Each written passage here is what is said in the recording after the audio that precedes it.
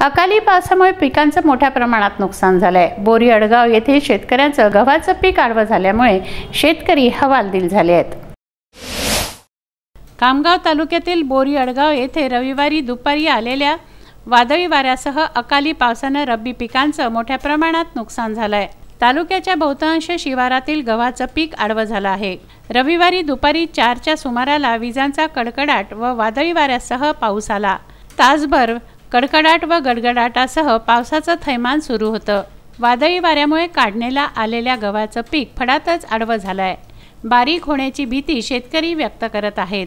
तालुक्यातील अत्रज, आंबेटाकळी, बोरी अडगाव, बोथा काजी, शहापूर, कंचनपूर, अटाळी आदी भागात हा अकाली पाऊस झाला।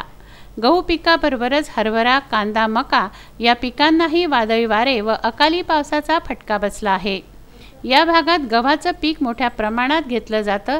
या पिकाचंच मोठं नुकसान झालं आहे। ज्येष्ठ प्रतिनिधी मोहम्मद फारूक, विदर्भ न्यूज, खामगाव।